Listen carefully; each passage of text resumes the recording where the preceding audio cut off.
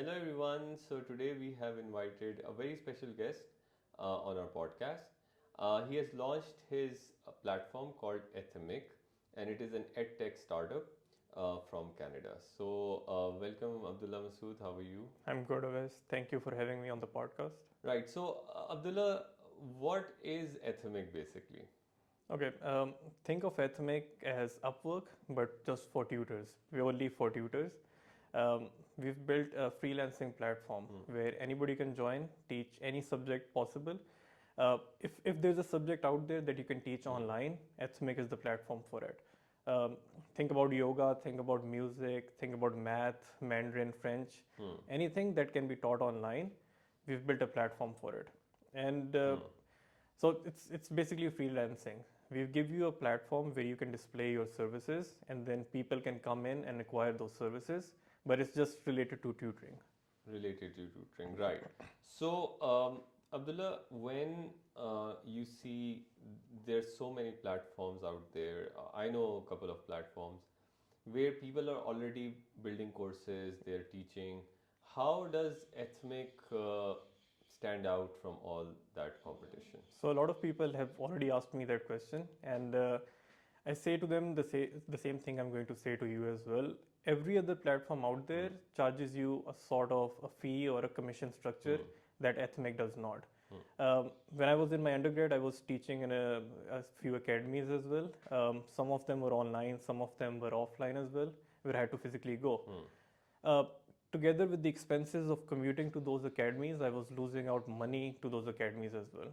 Like if they hired me for, say, one lesson a month, I was losing out about 30% of that lesson fee to those platforms or to those academies. In Athemiq, what we've done is we've removed every commission structure out there. So if you sign up to teach, whatever you charge, your student pays you directly or through the platform, but it goes in your pocket. It doesn't come in our pockets. So essentially, we're not making any money off of you or the student through the lesson. So you lose out nothing on the lesson. You charge $100, you get $100. It's as simple as that. Right. So, what I think about this as because I've been a teacher myself and I've taught in a lot of academies as well. I do understand that the commission that the academy takes is kind of difficult for a teacher to give, but the issue it comes with a certain level of guarantees or securities that I'm gonna get students. I don't need to market for my services. The academy does that. So when you do not have commission, does that mean I have to bring my own students to the platform, or you will still be marketing my services on your platform? Yes, we will still be marketing for your services on the platform. The thing is, we don't market for individual tutors. We market for the platform as a whole. So, say for example, our ad campaigns are running in the UK. We won't be marketing Awais. We will be marketing Athemiq. So, any student who comes in, he sees every tutor on the platform, regardless of, like we're not targeting individual tutors. Right. So anybody who comes in, he sees a whole list of tutors, and they're free to choose any tutor they want.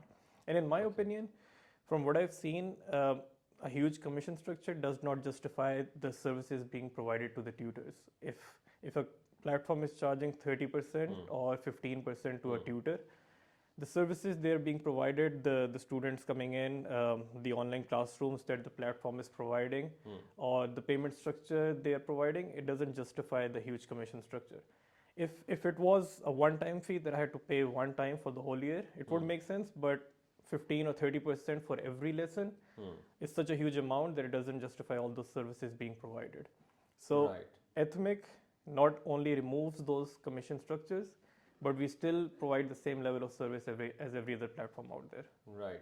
So now the thing is that let's suppose I am a teacher, right?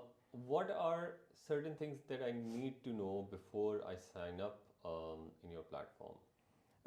I think there's only two things to know. One of them is that the platform is free to use forever. And the second thing is we welcome everybody. So if you have teaching experience or if you don't have teaching experience, but you have a love for teaching, we welcome you on the platform. And the process is pretty simple. You don't need to pay anything. You sign up, you verify your email, you complete your profile, and then as the students come in, they can see your profile and they can book you. So there's no complications, there's no bottlenecks, there's no hurdles in the way. We don't ask you for any card details, so we can't charge you any money. We don't ask you for anything out of the ordinary. So you don't need to think a lot before you sign up for the platform. Right. So you said, if let's suppose I don't have any teaching experience and I say I can teach music, right? Yes. Isn't it difficult for the the students to choose? I could write so much stuff in my profile, Yes. and maybe I'm not an expert at it.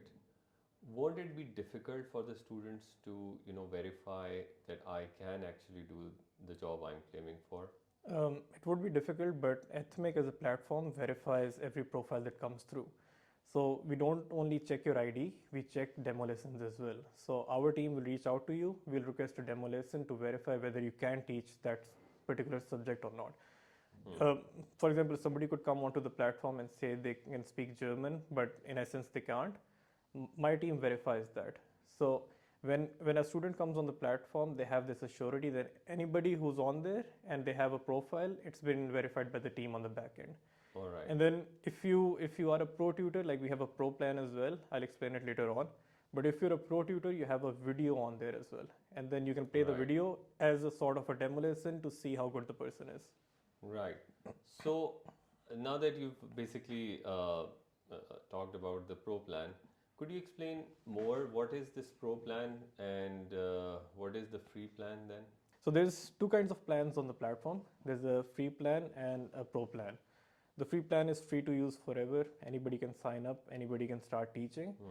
But the pro plan gives you better visibility and a bunch of other features as well. So if you are a pro tutor and you have the subscription with Athemiq, we take advance payment for every single lesson from the student, and once the lessons are complete, we transfer the payment over to you. So that is the biggest perk we're offering. The second thing is we give you a verified badge. We verify all your details, your education, your qualification, your demo lesson. We give you a verified badge, and then your profile is highlighted. And that highlighted profile stays on top of the free profiles forever. They might have to compete within themselves, but they don't have to compete with the free profiles. They always stay on top. Right. So any student who comes in and he looks for any tutors, say for example he's looking for English tutors, the pro English tutors always stay on the top. Right. So they have better visibility. The third perk they have is we have a forum integrated into the system. That forum is only accessed by pro tutors or pro students. Right. So when you access the forum and say you're a pro student, you post a question on there. Only pro teachers who have the pro plan, who have been verified thoroughly by the system, they can come in and answer. And teachers who come on the forum, they know that any student who's on there, he has the pro plan with the platform. So they're already paying to the platform, so you won't have any trouble with them not paying for a lesson or something. Right. So the thing that I understood was that for the free users, what you're not giving them is the payment processor. You're not giving them better visibility. Otherwise, it is completely free for them. It is. But it sounds like if, let's suppose I buy the pro plan, what is the cost of that? And how is it different than paying commission then? So the pro plan has a fixed cost. It's $20 a month, and it won't go up in price depending on how much you teach. With the commission structure, it's different because say you're paying 30% commission on every single lesson. Your revenue for the whole month is $1,000. You end up paying about $300 in commission. Right. We don't care how much you teach. You could teach like one lesson a month or 100 lessons a month. Your $20 a month stays constant with Athemiq. So you could be making $100,000 from the platform. We will still take only $20 to give you all those payments through the platform. So that means if let's suppose I charge like $10 for a lesson, so and I teach 100 lessons, that means $1,000 would be the total revenue. From that, you're gonna take only $20. Only $20 a month. And even if I start teaching 200 hours, it doesn't matter that how much I teach, I will still be paying $20. Yes, it doesn't matter how much you teach. It doesn't matter at what rate you teach. Your lesson rate could go from $10 up to $100 a lesson. Our subscription cost still stays the same. So it's still $20 a month for everyone. Okay, so apart from this, if we talk about the free plan users, right? So I'm a student now, and I want to book a free plan user. You said that only pro plan users can use the payment processor Yes. that you control, Yes. right? So how will I be able to book a class with a free plan user? Let's suppose there is a teacher I like. So with them, there's a simple option. You just go on their profile, you see their whole schedule, and then you send through a booking request. And then the teacher on their end, they'll see the request pop up, and then they accept it. For them, the challenge is then figuring out how to get the payment from the student. It can be PayPal, it can be Awais, it can be EasyPaisa, whatever the country they're operating in, whatever it supports. They have to get the payment from the student on their own end. So Athemiq does not get involved. We only get involved for the pro tutors. So even if you're a pro student but you're approaching a free teacher, the payment system has to be direct. Athemiq doesn't get involved. Okay, and for the pro users, what you told me was that the student is going to prepay. Yep. Now that money is now in your account, Yes. right? So how will I, as a teacher, gonna get that money? Is there a specific rule, or you gonna send it directly? What's gonna happen if I'm sitting anywhere? Okay, so the way it works is we have an escrow account.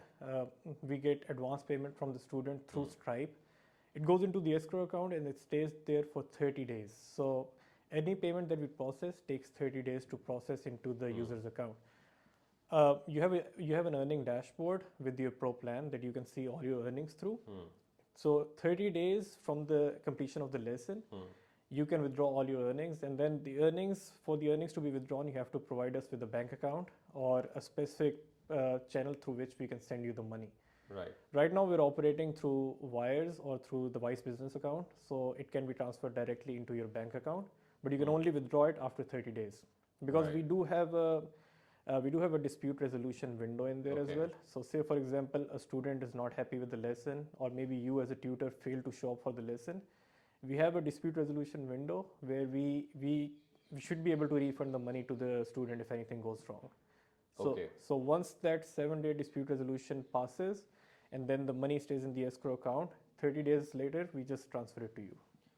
So now, as a teacher, we're going to talk about the students in a bit. As a teacher, let's suppose I have booked a lesson, right? I accepted the invitation, and then once the student has booked, and that's on, let's suppose, 10th of any month, and the student doesn't show up, right?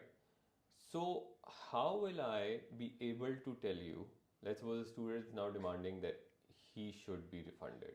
How is the system that you're building is going to solve the dispute in this scenario when student has not showed up, but I was there? Okay, so the way we're working right now is every lesson is being held through Google Meet, or if it depends on the tutor as well, if they want to hold it offline. But in both scenarios, we ask it's clear in our policies, we ask the tutors and the students both to have proof that the lesson was carried out. Until such a time that we're working on an inbuilt classroom into the system, everybody has to have proof that the lesson was conducted or wasn't conducted. So our priority is always the student, because they're paying for the lesson beforehand. But if the tutor was there, and like if the Google Meet link was active but the student didn't show up, then they just provide us the proof that the student didn't show up, and then we don't have to reimburse the money. Right. And you also talked about, like, in the student's perspective, if a student was there, right? Yes. So I basically click the link that was generated by the system, and now the teacher isn't there, right? So half an hour or 15 minutes have passed, and I've stopped waiting, and I've left the room. Now, what evidence do I need to provide to the system in order to get my money refunded? So what we're asking from all the tutors right now is to get consent from the student and then record the entirety of the lesson. So when you record the lesson, the student ID shows there as well. And then if the student raises a dispute, the tutor has to provide us the evidence that the lesson was recorded and it was completed. Right. If the proof is there, then we don't have to refund anything to the student. Right. If there's no proof, then the money goes back. So is there a way that I can mark my lesson as a teacher completed or a student completed? Yes, so after every lesson is completed, the system will show you an option not only to complete the lesson is complete or incomplete, it also gives you an option to review the student and the tutor. And that's one of our basic principles. We're extracting ourselves from the system, we're just trying to connect the tutor and the student with each other. So the review system works in such a way that it makes the whole system organic. If you as a student are currently messing up lessons, if you're not showing up, if your behavior isn't good, your profile will reflect that because every tutor will give you a bad rating. Right. And similarly for the tutors, if you have a bad record of not showing up, of not completing the lessons, if there's an issue with your profile, like it doesn't reflect your actual teaching skills, your reviews will show all of that. So students won't book you for the next lessons then.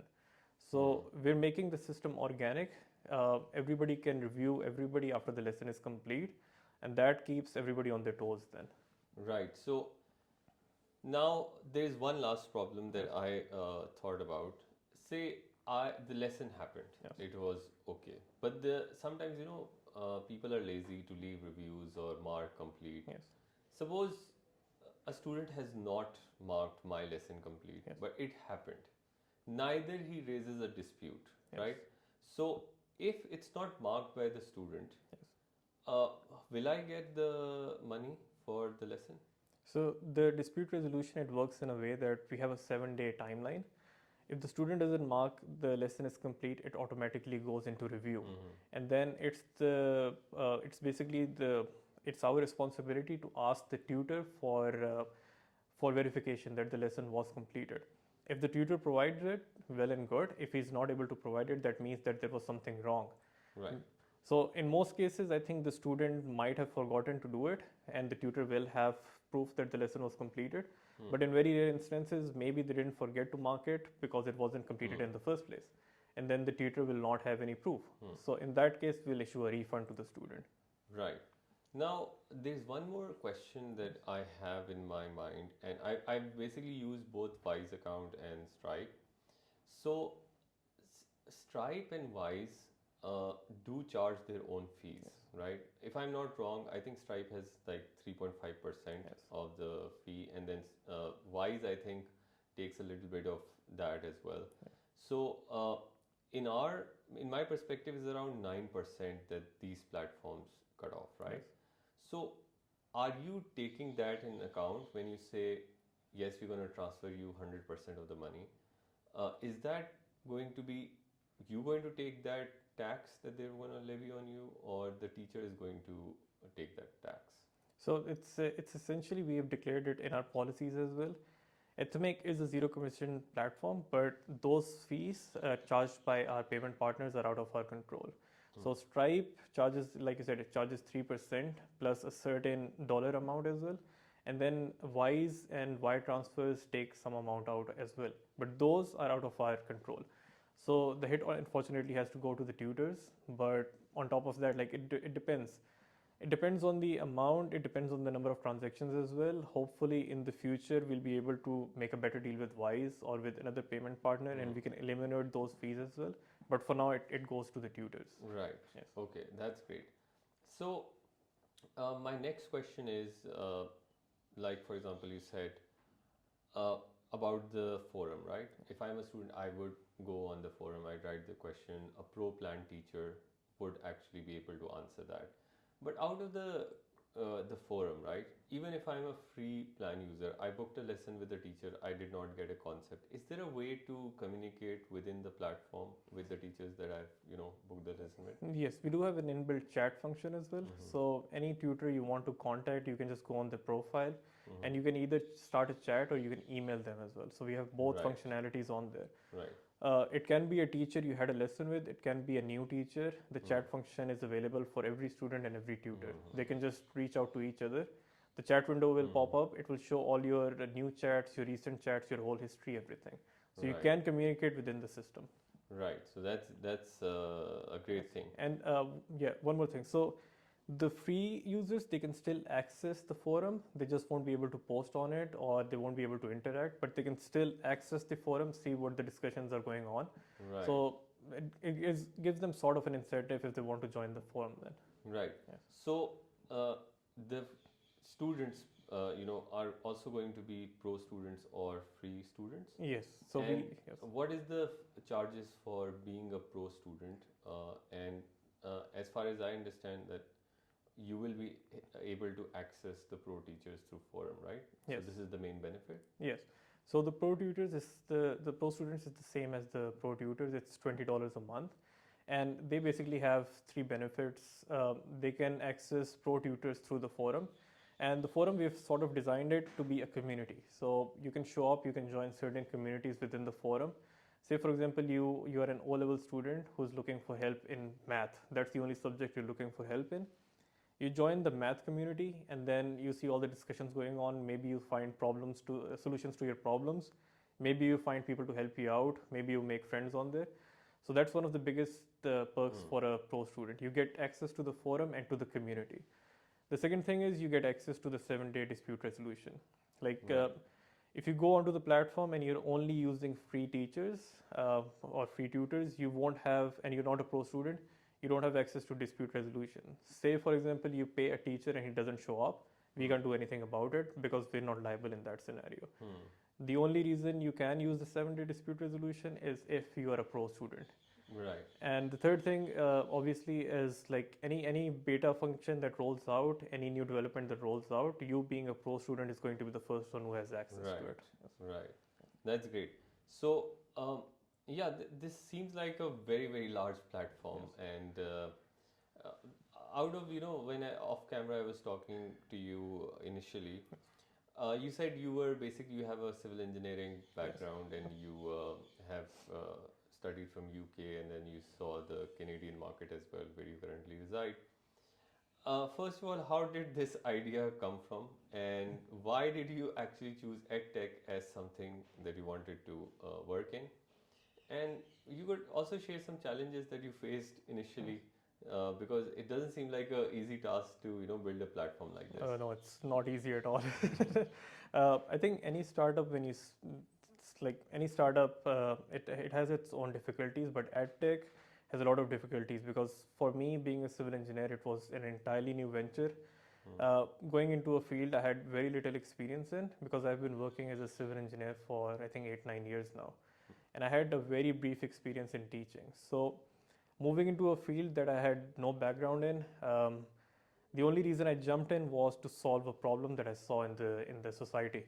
I talked to a lot of people. I talked to you, you being a teacher yourself.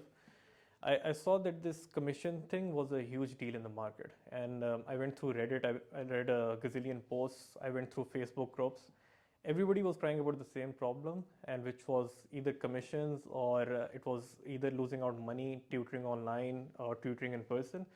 But everybody was uh, crying about how little money they make and how they wanted it to be a sustainable business for them, but it wasn't because of all the commissions they were losing out. So I thought, okay, why not jump into this problem and solve it? And the only reason I thought I would succeed is because I genuinely cared about solving this problem, and I believe I have a lot of confidence when it comes to taking up initiatives. Uh, and as you said, like the challenges, one of the biggest challenges was getting the platform developed.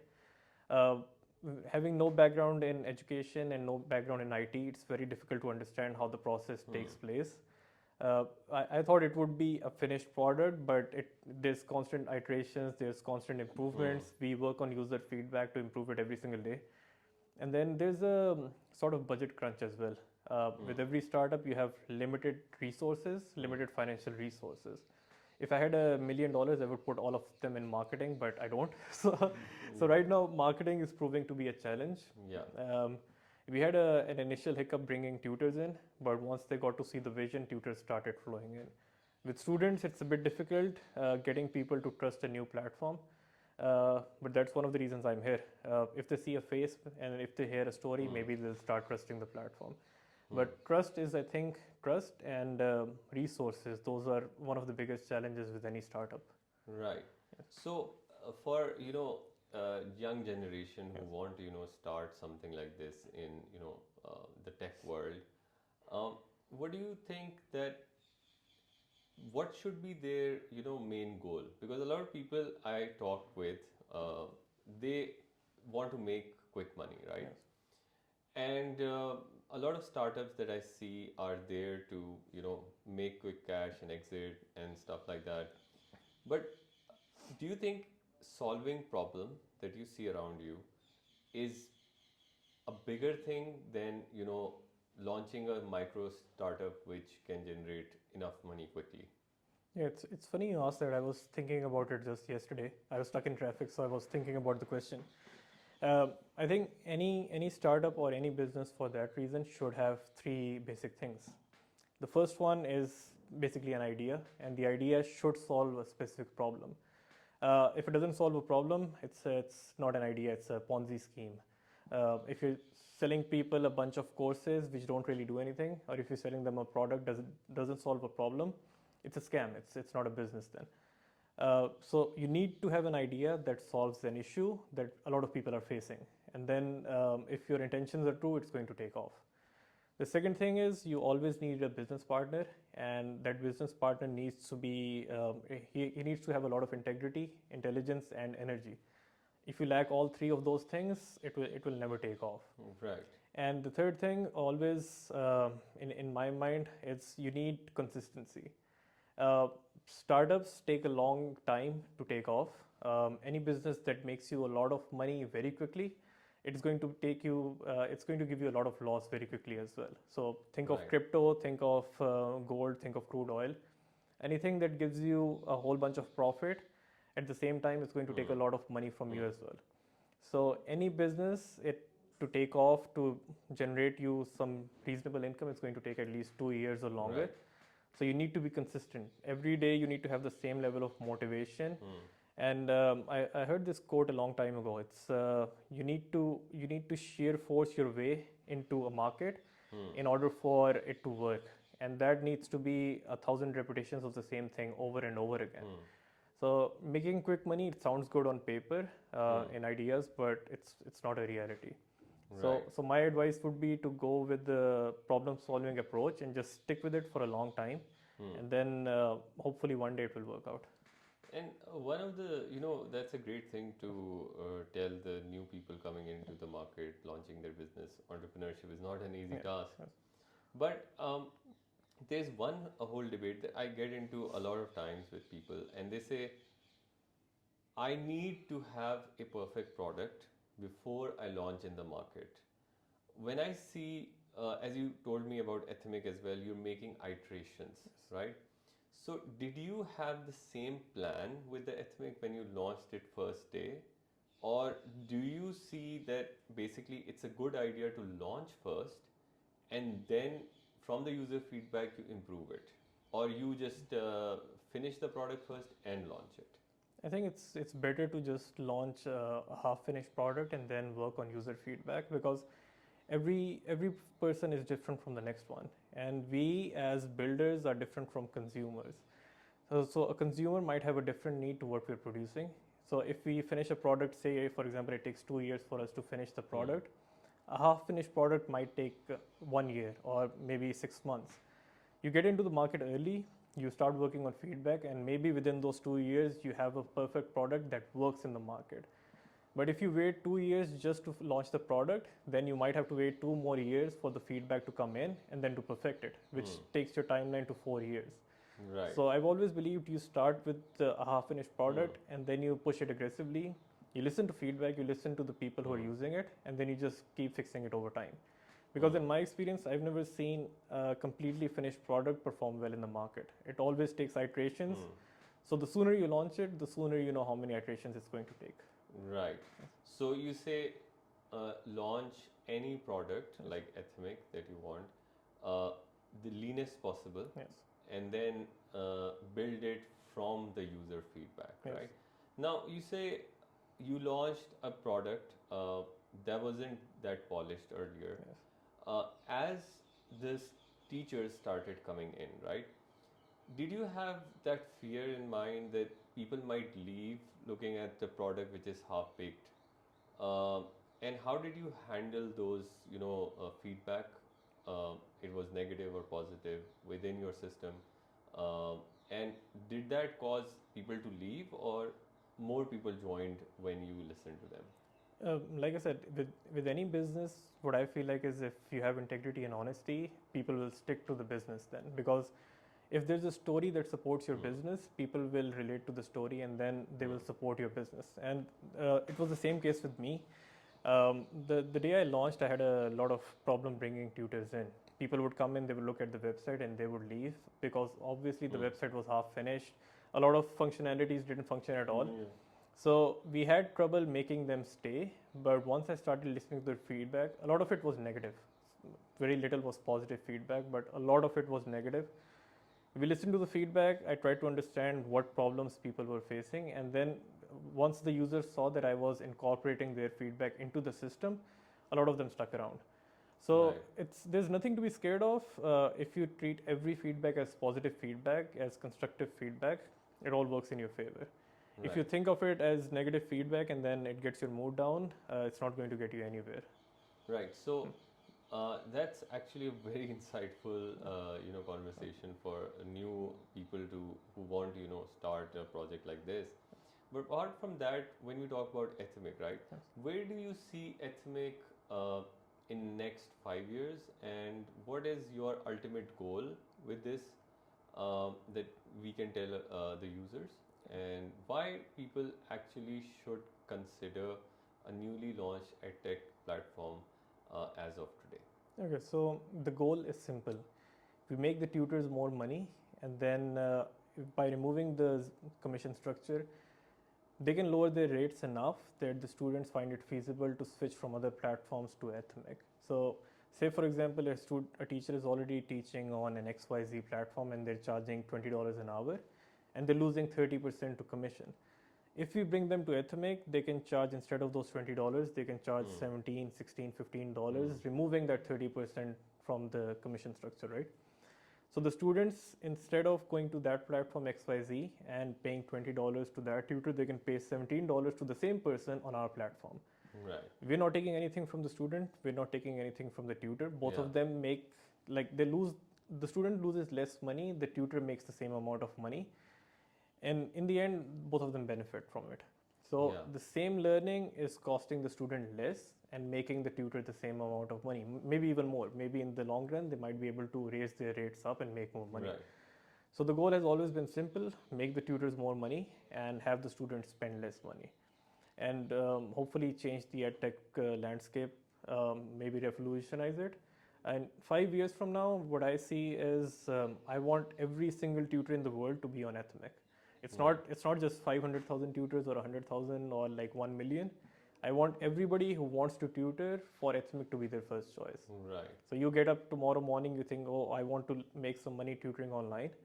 You come on to Athemiq and that's the first name that pops into your mind. You come on Athemiq, you see, oh, there's no commission that I have to pay. It's just maybe $20 a month, and that is optional. And you start tutoring. So every tutor, when they come in and they see the value, I want it to be the only platform out there. Right. Yes. So on that note, it's a wonderful thing, because if the tutors earn more and students pay less, I don't think there is anything better than that. So thank you, Abdullah, for joining in, and we will hope to see you again on the podcast. And by the time we see, wish you a great success on this platform, and we'll keep on following that as well. Thank you so much, Awais. It was a pleasure talking to you. Thank you. Have a nice day. Thank you for joining.